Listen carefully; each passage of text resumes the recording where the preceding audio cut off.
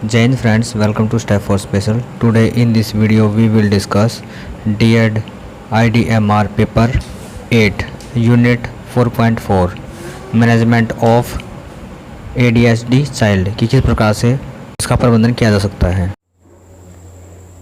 आइए अब जानते हैं ADHD के उपचार क्या क्या हैं कि जो ADHD है उसके ट्रीटमेंट किस प्रकार से दिया जा सकता है, उसके लिए किस प्रकार की जो स्ट्रैटेजी है वो अपनाई जाती है कि बच्चे को उसके द्वारा लाभ प्रदान किया जा सके। आइए इन सब के बारे में हम यहाँ पर जानेंगे।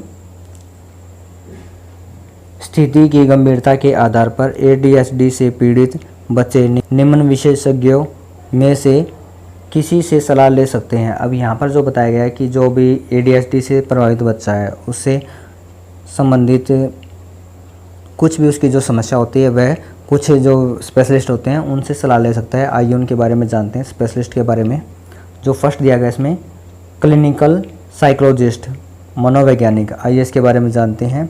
ये बौद्धिक और भावात्मक क्रियाओं का आकलन करता है और साइकोथेरेपी करता है।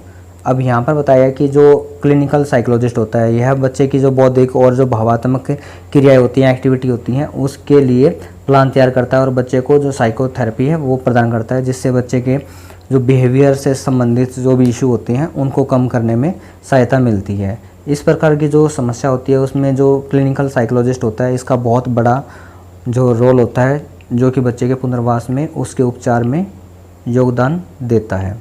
आइए इसके अंदर आगे जानते हैं शैक्षिक मनोवैज्ञानिक। आइए इसमें जानते हैं शैक्षिक मनोवैज्ञानिक बच्चे में सीखने की क्षमता और व्यवहार का आकलन करता है और उसकी शैक्षिक स्थिति, संज्ञानात्मक और बौद्धिक क्रियाकलाप का पता लगाता है। अब यहाँ पर बताया है कि जो शैक्षिक मनोवैज्ञानिक होता है वह बच्चे की जो क्षमता है, उसकी जो योग्यता है, उसके आधार पर बच्चे का एनालाइज करता है और उसके जो लाइक और डिसलाइक है उसके बेसिस पर उसको एजुकेशन प्लान सेट करने में, उसको आगे बढ़ने में, मार्गदर्शन करने में योगदान देता है। आगे आता है इसके अंदर वाक और भाषा पैथोलॉजिस्ट। मुख्य रूप से देखा जाता है कि जो ADHD से संबंधित बच्चे होते हैं उनके अंदर कहीं ना कहीं जो कम्युनिकेशन है, जो भाषा विकास है वह भी प्रभावित होता है। अब यहाँ पर जो बताया गया है बोलचाल और भाषा संबंधी मुश्किलों को पहचानता और उसका आकलन करता है। ये सीखने में नाकाम रहने से जुड़े विकार की एक सामान्य समस्या है। अब यहाँ पर देखा जाता है कि जो ADHD से प्रभावित जो बच्चा होता है, उससे पीड़ित जो बच्चा होता है, उसके अंदर जो भाषा विकास है वह भी किसी ना किसी रूप में प्रभावित होती है, जिसकी वजह से बच्चे के अंदर जो लैंग्वेज डेवलपमेंट है वह नहीं हो पाता। तो इस प्रकार की जो समस्या है उसका सोल्यूशन देने के लिए जो स्पीच थेरेपिस्ट होता है, जो पैथोलॉजिस्ट होता है, वह बच्चे के लिए प्लान तैयार करता है और उसको सीखने के लिए भाषा संबंधी जो भी विकार होते हैं उनको दूर करने के लिए प्लानिंग करता है और बच्चे को सहायता प्रदान करता है। आइए इसके अंदर जानते हैं नेक्स्ट व्यवसायगत थेरेपिस्ट। आइए इसके बारे में आगे जानते हैं। तंत्रिका तंत्र का आकलन करता है, समझने और देखने की स्थिति, संवेदना और रोजगार की क्रियाशीलता का आकलन करता है। अब यहाँ पर बताया कि जो व्यवसायगत जो थेरेपिस्ट होता है इसका जो काम होता है बच्चे की जो मसल्स की जो ग्रोथ होती है, उसकी जो पावर होती है, उसको एनालाइज करके जो देखने समझने की और जो डेली एक्टिविटी की जो एक्टिविटीज़ होती हैं, जो डेली रूटीन की जो एक्टिविटीज़ होती हैं उनको करने में किस प्रकार की जो बच्चा है एक्टिविटी कर पाता है और उसको कहाँ पर समस्या होती है। तो इस सभी जो समस्याओं का समाधान करने में जो व्यवसायगत थेरेपिस्ट होता है, जो वोकेशनल ट्रेनर होता है, उसकी सहायता ली जाती है ताकि बच्चे को तंत्रिका तंत्र से संबंधित जो समस्या है उसका समाधान कराकर उसके विकास में सहयोग दिया जा सके। आगे दिया गया इसके अंदर न्यूरोलॉजिस्ट। आइए इसके बारे में जानते हैं। इस बात का पता लगाता है कि कहीं मस्तिष्क को कोई नुकसान तो नहीं पहुंचा है। अब न्यूरोलॉजिस्ट जो होता है वह जो ब्रेन से रिलेटेड जो भी केस हिस्ट्री होता है या फिर जो सिम्टम्स होते हैं, समस्या होती है, उनका अध्ययन करता है। अब यहाँ पर ADHD से संबंधित जो बच्चा है उसकी जो केस हिस्ट्री है उसको देखता है, उसके बारे में रिपोर्टें चेक करता है कि बच्चे के मस्तिष्क में किसी प्रकार की कोई समस्या तो नहीं है। इन सभी समस्याओं का पता लगाकर वह अगर कोई समस्या है तो उसका ट्रीटमेंट देता है, बच्चे को उसका इलाज करता है। यही एक जो न्यूरोलॉजिस्ट होता है उसका जॉब होता है। अब आइए इसमें नेक्स्ट जानते हैं मनोचिकित्सक। कि जो मनोचिकित्सक होता है वह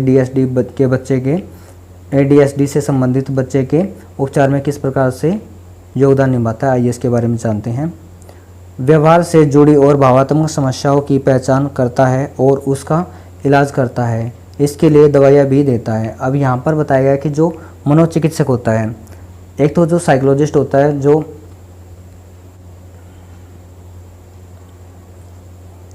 एक तो जो मनोवैज्ञानिक होता है वह करता है किसी भी चीज़ का जो वोकेशनल वर्बल प्रॉम्प्ट देकर उसका ट्रीटमेंट करता है। लेकिन जो मनोचिकित्सक होता है वह बच्चे की सिचुएशन को समझकर उसे जुड़े हुए व्यवहार की जो समस्या है उसको पहचान कर उसका इलाज करता है और दवाइयाँ भी साथ में देता है। ये एक जो मनोचिकित्सक और जो मनोवैज्ञानिक होता है, इन दोनों के अंदर डिफरेंस होता है। इस चीज़ को विशेष रूप से हमें समझना चाहिए ताकि एग्ज़ाम के दौरान हम किसी प्रकार की जो समस्या है उसका सामना ना करें।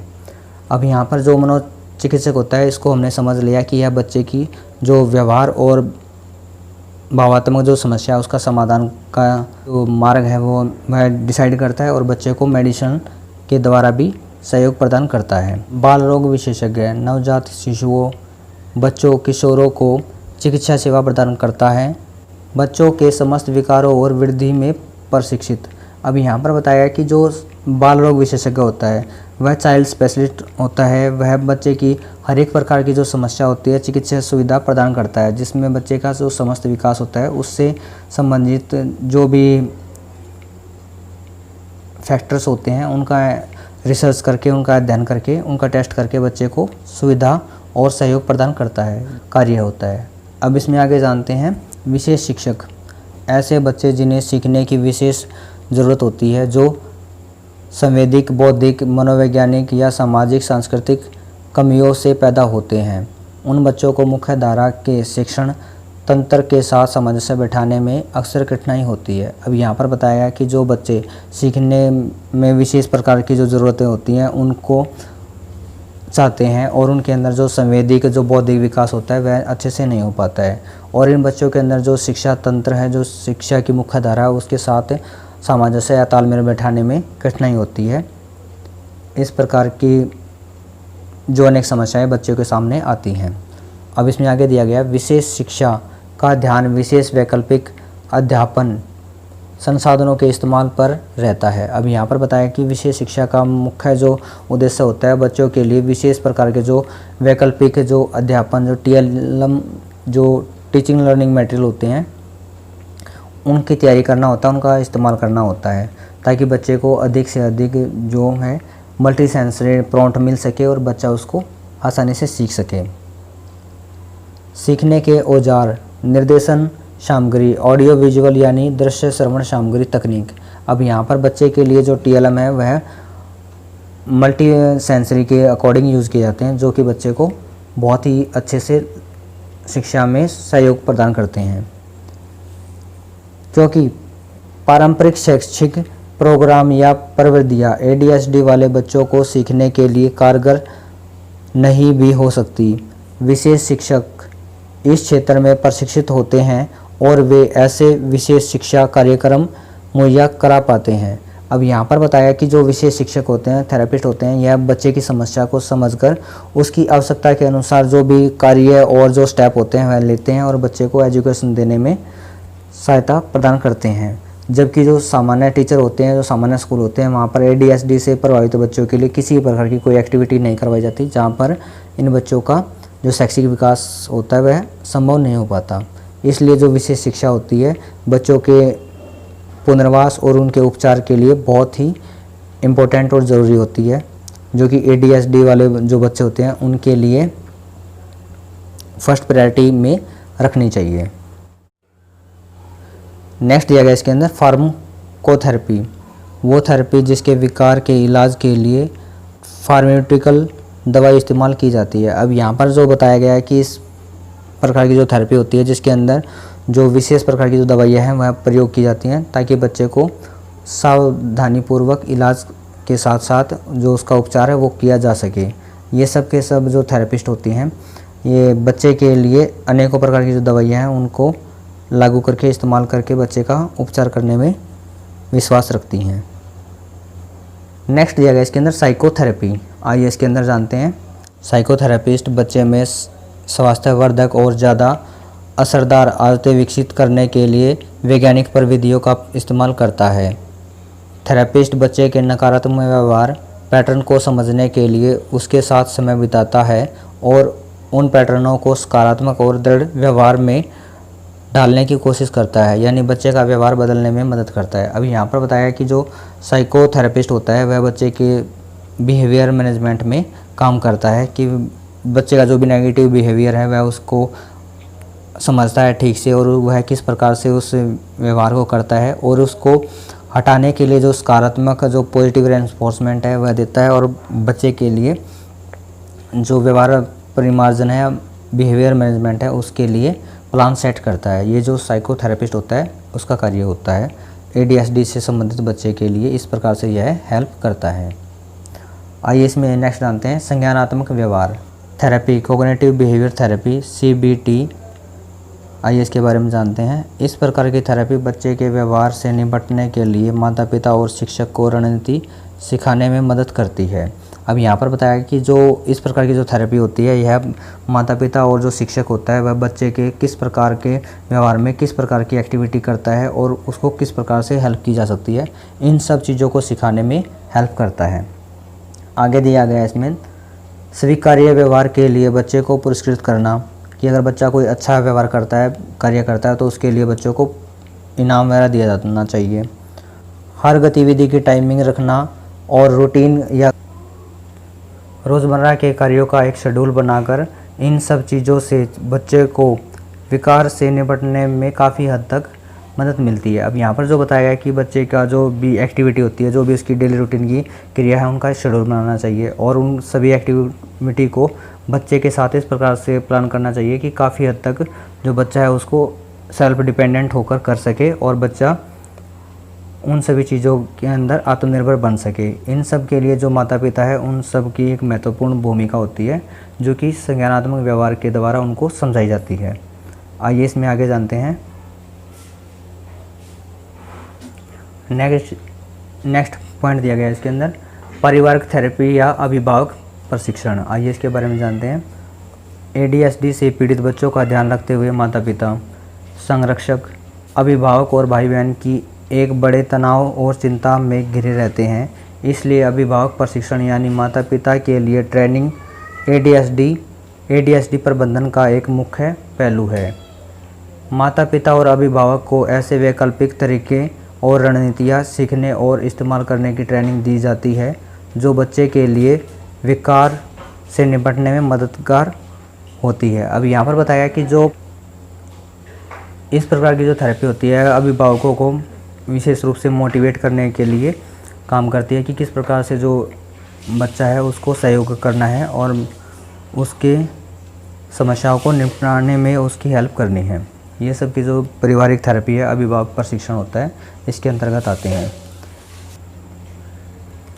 सामाजिक कौशल का प्रशिक्षण, बच्चों को उचित सामाजिक व्यवहार की ट्रेनिंग दी जाती है। स्कूल में समूह थेरेपी के स्तर चलाए जाते हैं जिससे बच्चों में सामाजिक कौशल आता है और आत्मसम्मान की भावना में सुधार होता है। अब यहाँ पर बताया कि जो सामाजिक कौशल है वह किस प्रकार से बच्चे के लिए हेल्पफुल हो सकता है। जो इस प्रकार की जो ट्रेनिंग होती है स्कूल में और बच्चे के लिए अनेक प्रकार के जो समूह होते हैं वहाँ पर चलाई जाती है जिसके द्वारा बच्चे के अंदर जो सामाजिक कौशल है वह विकसित करके बच्चे के अंदर जो आत्मविश्वास की भावना है उसके अंदर सुधार किया जाता है और बच्चे को आत्मनिर्भर बनने में सहयोग प्रदान किया जाता है। आइए इसके बारे में आगे जानते हैं। एक विशेष नोट्स दिया गया है उसको भी ध्यान से समझ लेते हैं। इसके लिए सामूहिक प्रयास यानी टीम की ज़रूरत होती है जिसमें माता पिता, शिक्षक, मनोचिकित्सक, मनोवैज्ञानिक, डॉक्टर, थेरेपिस्ट आदि सब मिले होते हैं। इस साझे प्रयास से ही बच्चा ADHD जैसे विकार से निजात पा सकता है। अब इसके अंदर सबसे जो इम्पोर्टेंट बात दी गई है इसमें यह बताई गई है कि जो भी उपरोक्त हमने जो स्पेशलिस्ट है उनके बारे में जिक्र किया है उन सब की एक जो टीम मिलकर बच्चे के लिए कार्य करती है और इस टीम के द्वारा ही जो बच्चे का जो पुनर्वास है उसका प्रबंधन है वह संभव हो सकता है, जिसके अंदर जो माता पिता हैं, जो शिक्षक होता है, मनोवैज्ञानिक होता है, जो थेरेपिस्ट, डॉक्टर वगैरह सबकी एक टीम होती है जो कि बच्चे के लिए हर क्षेत्र में कार्य करती है और उसके लिए पूर्ण रूप से प्लानिंग करती है जिसके आधार पर बच्चे को अनेक प्रकार के जो विकास होते हैं, जो डेवलपमेंट होते हैं, माइलस्टोन, उनको अचीव करवाया जाता है और बच्चे का संपूर्ण विकास करके उसको समाज की मुख्य धारा के साथ जोड़ने में योगदान प्रदान किया जाता है। ये सब के सब ADHD से संबंधित जो पीड़ित बच्चे होते हैं उनके लिए बहुत ज़रूरी होते हैं। इन सब पर विशेष ध्यान देना चाहिए।